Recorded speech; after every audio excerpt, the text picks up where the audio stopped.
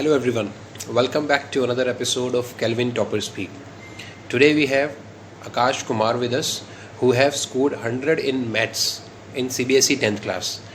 He has scored 98% overall in 10th class CBSE and he has also qualified NTSC stage 1 this year. So let's see what he has to say on this. Yes, what's your good name and from which batch of Kelvin you are? Sir, my name is Akash Kumar and I was from the Radical Even batch. Okay. Akash, first of all, heartiest congratulations on the behalf of Kelvin for scoring 98% in 12 CBSE in three subjects, which is maths, science, and social science. You scored 100 out of 100 in maths. How was the reaction when you have checked the result? Sir, before checking the result, I was very nervous, but when I checked the result, I was very happy to see this result. And actually, I have not seen the result. My father called me and tell me the result because firstly, the result was sent through SMS in my father's phone. That's why. Okay. So, who has given to your father the result? Sir, the CBSE. Okay. So from CBSE only you will get to know the notification. Yes. You have got the result. Okay, that's perfect. So, कैसा था reaction जब result देखा 100 out of 100 in maths? Sir, I was very happy and my family was also very happy. That's great. So, क्या ये expected था score? Yes, sir, expected to था. Okay, that's very good. तो अब मुझे बताओ कि होता क्या है जब आपके 100 out of 100 आते हैं तो एक पूछा जाता है कि भाई क्या सीक्रेट है ना, मतलब क्या ऐसा किया कि 100 out of 100 आए. तो आप बताना चाहते हो कि आपने कैसे पढ़ाई करी इस 10th क्लास में कि आपके 100 out of 100 आए और आपने इतना अच्छा स्कोर किया 98%. सर मैथ्स के लिए तो सिंपली प्रैक्टिस ही चाहिए होती है, क्योंकि जितना हम प्रैक्टिस करेंगे उतने क्वेश्चंस हमारे पास आएंगे और हमें गलतियां पता चलेंगी हम कहाँ पे गलती कर रहे हैं और उस गलती को हम इम्प्रूव कर सकते हैं. और मैथ को जब भी हम पढ़ते हैं तो हमें उसे रियल वर्ल्ड पे भी अप्लाई करना पड़ता है. जब हम उसे रियल वर्ल्ड पे अप्लाई करते हैं तो हमें वो ज़्यादा अच्छे से कॉन्सेप्ट समझ में आते हैं. और कुछ बच्चे होते हैं सिर्फ एनसीईआरटी के जो क्वेश्चंस होते हैं एक्सरसाइज के वो करते हैं, लेकिन हमें क्वेश्चन से पहले जो उसका इंट्रोडक्शन दिया होता है उसे ढंग से समझना होता है, क्योंकि इसमें कॉन्सेप्ट बता रखे होते हैं अच्छे से. अगर हम वो समझ लेंगे तो एक्सरसाइज तो हमारी अच्छे से हो जाएगी. That's why. राइट. तो टाइम को कैसे मैनेज किया आकाश आपने? सर टाइम के लिए तो मतलब जो सेशन स्टार्ट हुआ था 10th क्लास का, तो उसके पहले ही एक टाइम टेबल तैयार कर लिया था कि हमें किस दिन कौन सा सब्जेक्ट कितने घंटे पढ़ना है.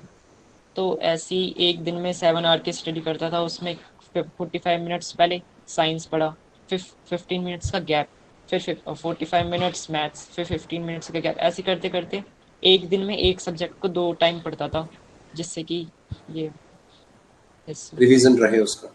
Yes sir. Right, great. तो आकाश अभी 10th हो गया, बहुत बड़ा स्टेप था, है ना. बहुत बड़ा एक डर भी होता है कि बोर्ड एग्जाम है, तो वो क्लियर हो गया, राइट. तो अब आगे क्या प्लान है? Which stream you are going to pursue? Sir I am going to pursue the medical line. Okay, why it is? So because in India there are not many doctors, so I want to be a doctor and I want to save the life of the persons. That's great. Congratulations in advance, first of all. So how exactly you have got from Kelvin? Like Kelvin में क्या क्या चीजें आपको लगा कि हाँ this is the right way जिसने आपको स्कूल किया? Kelvin बहुत ही हेल्पफुल था.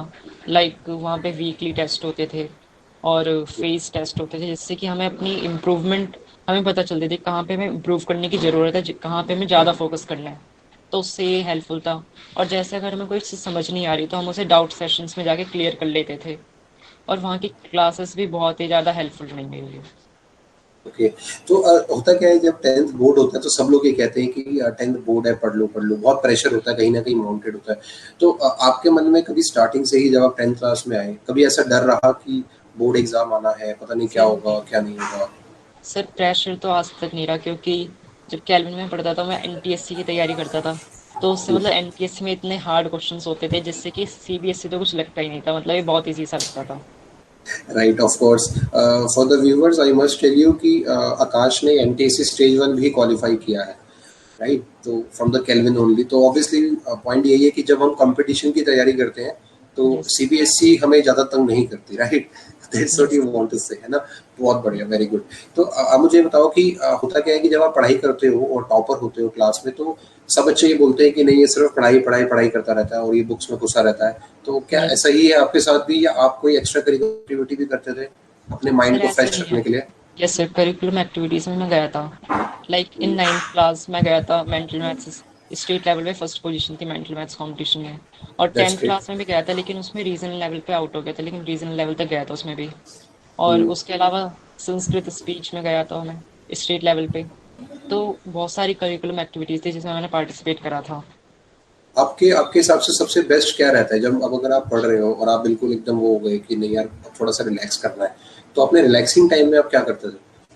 सर अगर रिलैक्सिंग टाइम में थोड़ा टीवी देख लिया, या टीवी भी नहीं देखना तो थोड़ा पेंटिंग वगैरह कर ली, तो इससे ना जो 15 मिनट्स का गैप होता था उससे माइंड फ्रेश हो जाता था बिल्कुल। तो उस 15 मिनट्स में पर्टिकुलरली आप कुछ अलग अलग चीजें करते थे, या कोई एक ऐसी चीज जो आपको सबसे फेवरेट लगती थी कि उस 15 मिनट में मेरा माइंड फ्रेश हो जाएगा? सर कभी तो टीवी देख लिया करता था, और कभी अगर टीवी देखने का मन नहीं कर रहा तो पेंटिंग कर लिया करता था थोड़ी सी। Painting, okay, yes that's sir. Great, very good. तो अभी जो 10th के बोर्ड के बच्चे हैं जो भी एग्जाम देने वाले हैं इस साल, उनके लिए क्या मैसेज है आपके पास कि हाँ ऐसे ही करो? सर उनके लिए तो एक ही मैसेज है कि मतलब उन्हें कंसिस्टेंसी बनाए रखनी है। कुछ बच्चे होते हैं कि एक ही सब्जेक्ट को, लाइक मैथ्स, वो मैथ्स को एक दिन में पूरे घंटे मैथ्स ही पढ़ते रहते हैं, मैथ्स ही पढ़ते रहते हैं, वो किसी और सब्जेक्ट पर ध्यान नहीं देते। और दूसरे दिन वो मैथ पर ध्यान नहीं देते, किसी और सब्जेक्ट पर ध्यान देते। लेकिन इससे क्या होता है कि हमारा कोई भी सब्जेक्ट अच्छा नहीं हो पाता। क्योंकि हमें अगर किसी सब्जेक्ट को अब उसके ऊपर कॉन्फिडेंट होना है, तो हमें उसे रोज पढ़ना पड़ेगा, उसे रोज देखना पड़ेगा, तभी हम उस पर कॉन्फिडेंट हो सकते हैं। तो मैं यही कहना चाहता हूँ कि मतलब एक सब्जेक्ट को तुम रोज ना पढ़ो, मतलब एक सब्जेक्ट को पूरे दिन ना पढ़ो, थोड़ा थोड़ा करके रोज पढ़ो, जिससे कि कंसिस्टेंसी मेंटेन रहे। और कंसिस्टेंट इसलिए कंसिस्टेंसी है वो सक्सेस का एक राज है। अच्छा। That's perfect answer, Akash. Thank you so much for joining us, and congratulations once again for scoring this thank huge you sir. score. And all the best for the future, and obviously NTC Stage 2. Thank you so much, thank you Akash. Sir. Thank you so much. Bye.